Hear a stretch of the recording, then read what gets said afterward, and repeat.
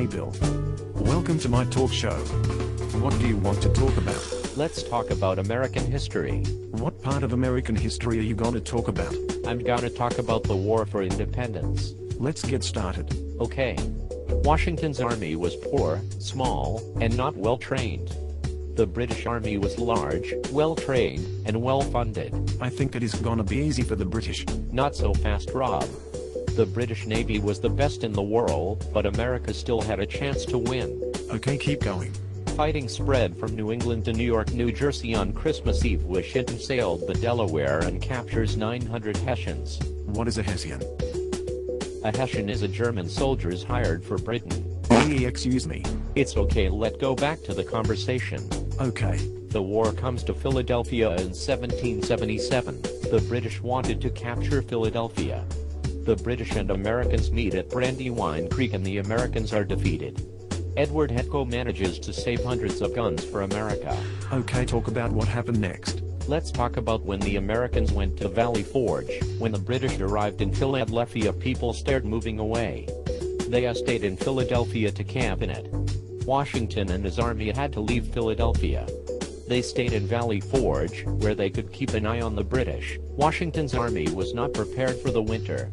They had no medicine, winter clothes, shoes, or enough food. I still don't see how the Americans are gonna win this thing.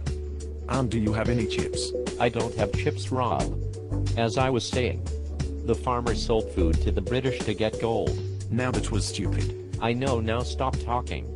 As I was saying, over 3,000 soldiers of the American army died that winter. Didn't Crispustle the African American risk his life to give them bread? Yes. I forgot that. Keep going. Okay. The British could have won at this point, but they stayed in Philadelphia. By the spring of 1778, Washington's army had supplies, and were a tough, well-trained group of soldiers. Now I see how the Americans are gonna win. The French were secretly helping the Americans. Early in 1778, Ben Franklin convinces the French to help the Americans. Wow. They sent money, supplies, and a fleet of warships. Let's talk some more. Like about Burger King.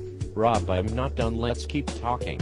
Okay. Let's talk about when the Americans had to fight for the frontier. Just start talking. Now let's talk about when they fought in the frontier. Who is they? They as Americans. Okay, keep going. Fighting with the British was also going on the frontier of Pennsylvania. Most of the Indians in Pennsylvania fought next to the British attacks on the Indians, and the British from Fort Pitt began to be successful for the Americans. Tell me more. Under the command of John Sullivan, American soldiers won many battles against the Iroquois. Bill, do you have some chips? For the last time, no you. Sorry. Yay, my toast is ready. No toast until the show is done. Fine, but you get nothing. Tell me more. By the end of 1779, the Indians were only able to carry out small raids of the Americans. Now we are on to the final victory. Start saying the HJH facts. Okay. In 1781, Great Britain sent a large army to Virginia with General Cornwallis as its commander. After raiding central Virginia, they moved to Yorktown.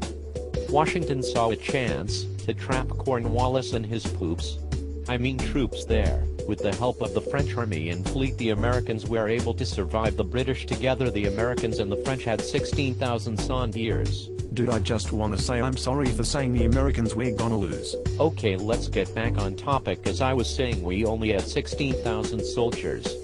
Cornwallis only had 7,000. After fighting for weeks, the British surrendered. This happened on October 19, 1771. This was the last great battle of the war. Yay, we won. Can I have my toast now? No. Let's keep going. What are you talking about? We just finished. No, we need to talk more. As I was saying, during America's Revolutionary War, many women from Pennsylvania helped the Continental Army. They would help by making clothing, bandages. They would also help prepare meals. They cared for the wounded. Some even fought in the battle. One woman who fought in the battle was Mary Ludwig Hayes. She married John Casper Hayes and moved with her husband to Carlisle in Pennsylvania.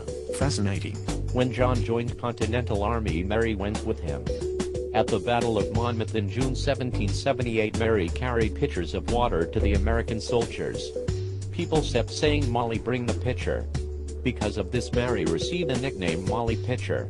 During the battle, Molly's husband got wounded. She then took over as cannon for the rest of the battle. After that, Washington made Molly an honorary lieutenant in the Continental Army. In 1822, the Pennsylvania legislature liked her bravery, so he gave her a military pension.